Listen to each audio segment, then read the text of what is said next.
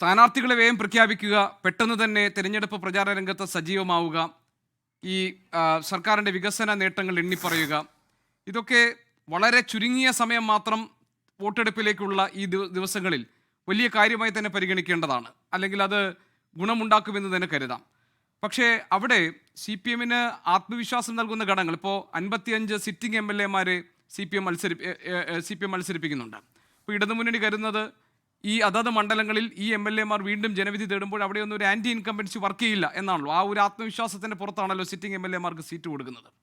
പക്ഷെ അവിടെ ഇപ്പോൾ ജി സുധാകരനെ പോലെ ഒരാൾ, ഇപ്പോൾ ഇവിടെ നമ്മുടെ അഡ്വക്കേറ്റ് ജയശങ്കർ സാർ പറഞ്ഞതുപോലെ, അല്ലെങ്കിൽ ഇപ്പോൾ ടി കെ ഗോവിന്ദനെ പോലെ ഒരാൾ, അതല്ലെങ്കിൽ പയ്യന്നൂരിൽ കുഞ്ഞികൃഷ്ണൻ ഉയർത്തിയ കലാപക്കൊടി, ഇതൊക്കെ വർഗവഞ്ചകനെന്നും അതല്ലെങ്കിൽ ഈ പാർട്ടിയെ ഒറ്റിക്കൊടുത്തവരെന്ന് ഒക്കെ പറഞ്ഞിട്ടുള്ള വിശദീകരണങ്ങൾ കൊണ്ട് പാർട്ടിക്ക് മറികടക്കാൻ കഴിയുന്ന പരുക്കുകളാണോ? അങ്ങനെ താങ്കൾ വിലയിരുത്തുന്നുണ്ടോ? കേരളത്തിലെ ഈ തെരഞ്ഞെടുപ്പ് പ്രചാരണ രംഗം മുഴുവനായി പരിശോധിക്കുകയാണെങ്കിൽ, അതൊന്ന് വിലയിരുത്തുകയാണെങ്കിൽ യു ഡി എഫിനെയും എൻ ഡി എയും ഒക്കെ അവരുടെ പ്രവർത്തനങ്ങളെ, അവരുടെ ഇപ്പോഴത്തെ നീക്കങ്ങളെയൊക്കെ താങ്കൾ എങ്ങനെ കാണും? Shri K J Jacob. ഞാനതിൽ ഏറ്റവും സീരിയസ് ആയിട്ട് കാണുന്നത് ശ്രീ ടി കെ ഗോവിന്ദൻ്റെ പുറത്താകൽ തന്നെയാണ്. ശ്രീ ജി സുധാകരൻ്റെ പുറത്താകലും ചെറിയ കാര്യമല്ല. കാരണം ഇവരുടെ ജീവിതകാലം മുഴുവൻ കൊണ്ടു നടന്ന ഒരു പാർട്ടിയാണ്. കണ്ണൂരിൽ നിന്ന് ശ്രീ ജയശങ്കർ പറഞ്ഞതുപോലെ പാർട്ടി നേതാക്കന്മാർ മാത്രമല്ല, 916 എന്ന് പറയാവുന്ന തരത്തിലുള്ള പാർട്ടി കേഡർമാരുടെ നാടുകൂടിയാണ് കണ്ണൂർ. അത് അവരിൽ നിന്ന് ഉയർന്നു വരുന്ന നേതാക്കന്മാരുടെ ക്വാളിറ്റി മാത്രമാണ്. അപ്പം അങ്ങനെയുള്ള കണ്ണൂരിൽ നിന്നും സെക്രട്ടേറിയറ്റ് അംഗമായിരുന്ന ഒരാൾ എന്ന് മാത്രമല്ല, തളിപ്പറമ്പിൻ്റെ ആ ഭാഗത്തൊക്കെ പാർട്ടിയുടെ മുഖം ആയിട്ടുള്ളൊരു മനുഷ്യൻ ഒരു തീരുമാനത്തിൽ പ്രതിഷേധിച്ചുകൊണ്ട് പുറത്തേക്ക് പോകുമ്പം അദ്ദേഹം പറയുന്നത്, ഞാൻ അദ്ദേഹത്തിൻ്റെ പത്രസമ്മേളനം കേൾക്കുകയായിരുന്നു, കമ്മിറ്റികളിലെല്ലാം വലിയ എതിർപ്പുണ്ടായിരുന്നു എന്നുള്ളതാണ്. അപ്പോൾ അത് കമ്മ്യൂണിസ്റ്റ് പാർട്ടിക്ക് അതൊരു വർഗവഞ്ചകനാണ്, കുലക്കുത്തിയാണ് എന്ന് പറഞ്ഞ് തള്ളിക്കളയാൻ പറ്റുന്ന പ്രശ്നമായിട്ട് എനിക്ക് തോന്നുന്നില്ല. അത് അപകടകരമായിട്ടുള്ള ഒരു പ്രവണതയായിരിക്കും. ഇത് ജി സുധാകരൻ്റെ പ്രശ്നം ഞാൻ നേരത്തെ ശ്രദ്ധിച്ചിട്ടുണ്ട്. ജി സുധാകരൻ്റെ പ്രശ്നം വെച്ചിട്ടുണ്ടെങ്കിൽ ഈ പാർട്ടിക്ക് ഒരു മെക്കാനിക്കലായിട്ടുള്ള ഒരു തീരുമാനമാണ്. 75 വയസ്സ് കഴിഞ്ഞാൽ പിന്നെ പാർട്ടിയിലും പാർലമെൻ്ററി പാർട്ടിയിലും ഒന്ന് പൊസിഷനിൽ, അത് യൂണിവേഴ്സലായിട്ട് നടപ്പാക്കുന്നില്ല എന്നുള്ളത് വേറൊരു കാര്യം, എക്സംഷൻസ് വരുന്നു. പക്ഷേ ഇത് പാർട്ടിയിലൊക്കെ സജീവമായിട്ട് പ്രവർത്തിക്കുന്ന, അവരുടെ ജീവിതകാലം മുഴുവൻ പ്രവർത്തിച്ച മനുഷ്യർ ഒരു സുപ്രഭാതത്തിൽ അവരുടെ ഡേറ്റ് ഓഫ് ബർത്ത് അനുസരിച്ച് 75 വയസ്സായി കഴിയുമ്പോഴത്തേക്കും അവരിനി നാളെ തുടങ്ങി വേണ്ട എന്നുള്ള മട്ടിൽ, പ്രത്യേകിച്ച് കമ്മ്യൂണിസ്റ്റ് പാർട്ടി പോലത്തെ ഒരു കേഡർ പാർട്ടിയിൽ, കാരണം അവരുടെ ജീവിതത്തിൻ്റെ മുഴുവൻ കാര്യങ്ങളും പാർട്ടിയാൽ നിയന്ത്രിതം കൂടിയാണ്. അങ്ങനെ കൂടിയാണ് ആ കേഡർ നേതാക്കന്മാർ പ്രവർത്തിക്കുന്നത്.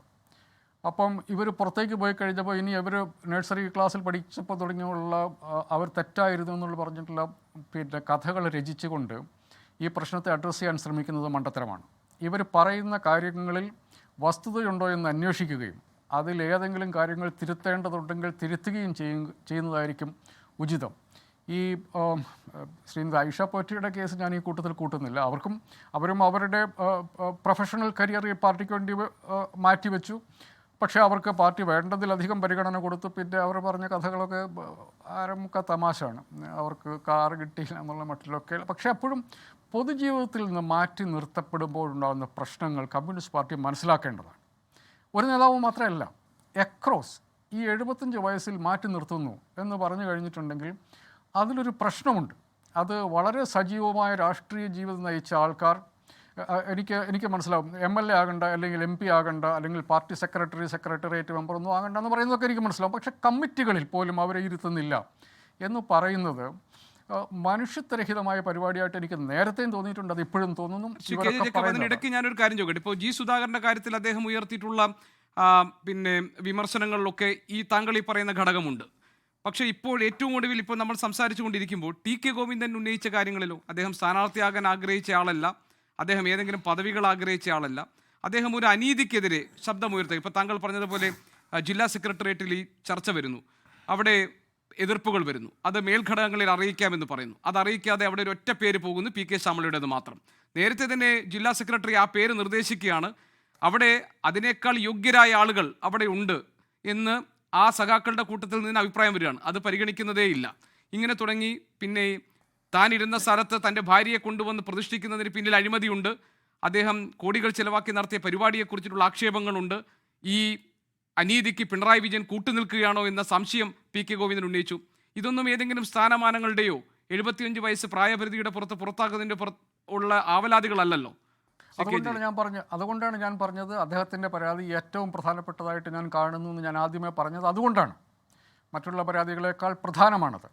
ഇപ്പോൾ ശ്രീ MV ഗോവിന്ദൻ മാസ്റ്ററുടെ ഭാര്യ മാത്രമാണ് ശ്രീമതി PK ശ്യാമള ഇതൊന്നും ഞാൻ കരുതുക. അവർ CPM-ൻ്റെ കണ്ണൂർ ജില്ലാ കമ്മിറ്റി അംഗമെന്ന് പറഞ്ഞിട്ടുണ്ടെങ്കിൽ നിങ്ങൾക്ക് പ്രവർത്തിച്ചല്ലാതെ ആ കമ്മിറ്റിയിൽ എത്തിപ്പെടാൻ വേണ്ടി പറ്റില്ല. ഗോവിന്ദൻ മാസ്റ്ററുടെ ഭാര്യ ആയതുകൊണ്ട് ഇപ്പം സുകന്യ പിന്നെ ജില്ലാ കമ്മിറ്റിയിലോ സെക്രട്ടേറിയറ്റിലും വരുന്നത് ജെയിംസ് മാത്യുവിൻ്റെ ഭാര്യ ആയതുകൊണ്ടല്ലല്ലോ, അവരും പ്രവർത്തിച്ച് തന്നെ വന്നതാണ്. അതുകൊണ്ട് ഭാര്യ ആയതുകൊണ്ട് നിർത്തി എന്നുള്ളതല്ല പ്രശ്നം. ആ കമ്മിറ്റിയിൽ എതിർപ്പുണ്ടായിരുന്നു എന്ന് പറഞ്ഞാൽ അദ്ദേഹത്തെ മുഖവിലക്കെടുക്കുകയാണ്. കണ്ണൂർ ഉള്ള ഒരു കമ്മ്യൂണിസ്റ്റ് നേതാവ് പറയുമ്പം അദ്ദേഹത്തെ മുഖവിലക്കെടുക്കാനാണ് എനിക്ക് താല്പര്യം. ആ കമ്മിറ്റിയിൽ വളരെയേറെ എതിർപ്പുണ്ടായിരുന്നു. അതിൽ നേതൃത്വം അതിൻ്റെ തീരുമാനം അടിച്ചേൽപ്പിച്ചതാണ് എങ്കിൽ അത് സാധാരണഗതിയിൽ കമ്മ്യൂണിസ്റ്റ് പാർട്ടിയുടെ അതിൻ്റെ പിന്നെ പാരമ്പര്യത്തിനും അതിൻ്റെ ചിട്ടകൾക്കും വിരുദ്ധമാണ് എങ്കിൽ ആ പാർട്ടി അത് എന്താണ് സംഭവിച്ചതെന്ന് ആലോചിക്കാതെ നിവൃത്തിയില്ല. അതല്ലാതെ ഒരു നേതാവ് ഒന്ന് ആലോചിക്കുക. CPM-ൻ്റെ കണ്ണൂർ ജില്ലാ സെക്രട്ടേറിയറ്റ് മെമ്പർ എന്ന് പറയുന്നത് നിങ്ങൾക്ക് ഏത് തരത്തിൽ ഇഴപിരിച്ചെടുത്താലും അതിൻ്റെ അകത്ത് നിങ്ങൾക്കൊരു കള്ളനാണയത്തെ കണ്ടെത്താൻ വളരെ ബുദ്ധിമുട്ടായിരിക്കും. അത് പിന്നെ വളരെ ബുദ്ധിമുട്ടാണ് അവിടെ കമ്മ്യൂണിസ്റ്റ് പ്രത്യേകിച്ച് അദ്ദേഹം പ്രവർത്തിച്ച ഏരിയകളിൽ. അദ്ദേഹം ഇതിൻ്റെ തളിപ്പറമ്പ് ശ്രീകണ്ഠാപുരം ആ ഏരിയയിലാണ് പ്രവർത്തിച്ചത്. അവിടെ പാർട്ടി ഉണ്ടാക്കുന്നതിൽ പോലും ഒരു വലിയ പങ്ക് വഹിച്ച മനുഷ്യൻ വന്നിരുന്നിട്ട് പറയുകയാണ് ഈ തീരുമാനത്തോട് എനിക്ക് ഞാൻ പാർട്ടിക്ക് പുറത്തു പോയിക്കൊണ്ട് ഞാൻ ഇതിനെ എതിർക്കുന്നു എന്ന് പറയുമ്പോൾ ആ എതിർപ്പിൽ ഒരു നേരുണ്ട് എന്നുള്ള കാര്യം പാർട്ടി പരിഗണിക്കണം എന്നുള്ളതാണ് എൻ്റെ അഭിപ്രായം. അങ്ങനെ അതല്ലാതെ പാർട്ടിയുടെ മെഷീനറി വെച്ച് സ്റ്റീം റോൾ ചെയ്യുക എന്ന് പറഞ്ഞാൽ അത് ഗുണകരമായ ഒരു കാര്യമായിരിക്കും. പെട്ടെന്നൊരു മറുപടി കിട്ടിയാൽ എനിക്ക് മറ്റുള്ളവരിലേക്ക് പോകാം, താങ്കൾക്ക് പറയാൻ പറ്റുന്നതാണെങ്കിൽ. അതായത് ഒറ്റ കാര്യമുള്ളൂ, ഇപ്പോൾ താങ്കൾ പറഞ്ഞത് ഈ ഓരോരുത്തരും ഉന്നയിച്ച പ്രശ്നങ്ങൾ വ്യത്യസ്തമാണ്. ഇപ്പോൾ പയ്യന്നൂരിൽ കുഞ്ഞികൃഷ്ണൻ പറഞ്ഞ ഒറ്റ കാര്യമുള്ളൂ, അവിടെ TI മധുസൂദനൻ അല്ലായിരുന്നു സ്ഥാനാർത്ഥിയെങ്കിൽ ഞാൻ മത്സര രംഗത്തുണ്ടാകുമായിരുന്നില്ല. പാർട്ടിയിലെ ഒരു പ്രധാനപ്പെട്ട പ്രശ്നം ഉന്നയിച്ച് ഞാൻ നടത്തുന്ന പോരാട്ടം അതിന് മുന്നോട്ട് കൊണ്ടുപോകണമെങ്കിൽ TI മധുസൂദനെ സ്ഥാനാർത്ഥിയാക്കുമ്പോൾ എനിക്ക് മത്സരിച്ചേ മതിയാകൂ എന്ന ആ ബോധ്യത്തിൻ്റെ അടിസ്ഥാനത്തിലാണ് ഞാൻ സ്ഥാനാർത്ഥിയായി എത്തുന്നത് എന്ന് കുഞ്ഞികൃഷ്ണൻ ഒരു വിശദീകരണം നൽകിയിട്ടുണ്ട്. G സുധാകരന് പറയാൻ മറ്റു ചില കാരണങ്ങളുണ്ട്, ആയിഷ പോറ്റയ്ക്ക് വേറെ ചില കാരണങ്ങളുണ്ട്. ഇത് എന്തൊക്കെയാണെങ്കിലും ഈ കാരണങ്ങൾ വ്യത്യസ്തമാണെങ്കിലും ഇത് CPM എന്ന് പറഞ്ഞ പാർട്ടിക്കും CPM നേതൃത്വം നൽകുന്ന മുന്നണിക്കും ഈ തെരഞ്ഞെടുപ്പിൻ്റെ പശ്ചാത്തലത്തിൽ ഏൽപ്പിക്കുന്ന ആഘാതവും പരുക്കും ചെറുതാകുമോ? ഇതിനെ ഇപ്പോൾ നേരത്തെ ജയശങ്കർ സാർ പറഞ്ഞതുപോലെ 1-2 പേർ ഒറ്റയ്ക്കും തെറ്റയ്ക്കും പോകുന്നത് പോലെ അല്ല ഇതുണ്ടാക്കാൻ പോകുന്ന പ്രതിഫലനമെങ്കിൽ ഇത് വളരെ ഗുരുതരമായ പരുക്കുകൾ ഉണ്ടാക്കിയില്ലേ ഇടതുമുന്നണിക്ക് ഈ തെരഞ്ഞെടുപ്പിൽ? അങ്ങനെ താങ്കൾ വിലയിരുത്തുമോ ശ്രീ KJ ജേക്കബ്? പരിക്കുണ്ടാക്കുമായിരിക്കും, പക്ഷേ കുഞ്ഞികൃഷ്ണൻ്റെ ആരോപണം ഞാൻ മുഖവിലയ്ക്ക് പോലും എടുക്കില്ല.